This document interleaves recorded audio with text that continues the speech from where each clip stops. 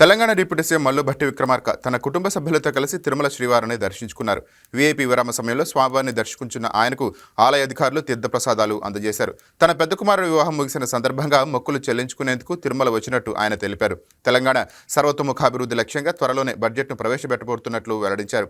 ప్రపంచంలో పోటీపడే స్థాయిలో ఈ బడ్జెట్ ఉంటుందని, రాష్ట్ర ఆర్థిక సామాజిక పురోగతికి ఇది దిక్సూచిగా మారుతుందని ధీమా వ్యక్తం చేశారు.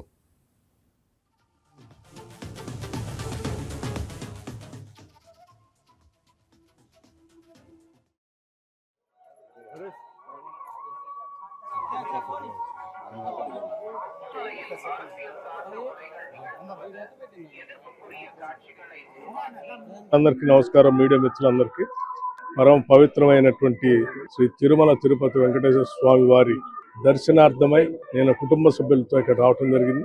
ఆ పెద్ద కుమారుడు సూర్య విక్రమాదిత్య పెళ్లి అయిన తర్వాత స్వామివారి ఆశీస్సులు తీసుకోవటం కోసం, అలాగే కొద్ది రోజుల్లోనే తెలంగాణ రాష్ట్ర ప్రభుత్వం తరఫు నుంచి శాసనసభలో బడ్జెట్ ప్రవేశపెట్టబోతా ఉన్నాం. బడ్జెట్ సంబంధించి కానీ తెలంగాణ రాష్ట్రానికి సంబంధించినంత వరకు ఆర్థిక, సామాజిక, రాజకీయ అభివృద్ధితో పాటు తెలంగాణ రాష్ట్రం ప్రపంచంతో పోటీపడే స్థాయిలో అభివృద్ధి చెందాలని, దానికి కావలసిన వనరులన్నీ కూడా సమకూరాలని, తెలంగాణ రాష్ట్రం 2047 విజన్ డాక్యుమెంట్ ఏ రకంగా అయితే ముందు తీసుకోవాలనుకున్నామో ఆ స్థాయిలో అభివృద్ధి జరగడానికి కావలసినటువంటి సహాయ సహకారాలు, స్వామివారి ఆశీస్సులు, ఆర్థిక వనరులు, సంక్షేమము, అభివృద్ధి, అట్లాగే ఇన్ఫ్రాస్ట్రక్చర్ అన్నిటితో కలిసినటువంటి సమగ్ర అభివృద్ధితో కూడిన తెలంగాణ రాష్ట్రం ముందుకు ఎదిగేటట్టుగా, అట్లాగే రెండు రాష్ట్రాలు కూడా ఎదగాలని, అభివృద్ధి చెందాలని, ప్రపంచవ్యాప్తంగా ఉన్నటువంటి తెలుగు వాళ్ళంతా కూడా సుఖంగా, సంతోషంగా ఉండాలని, ఆ రకంగా ఆశీర్వదించాలని భగవంతుడు.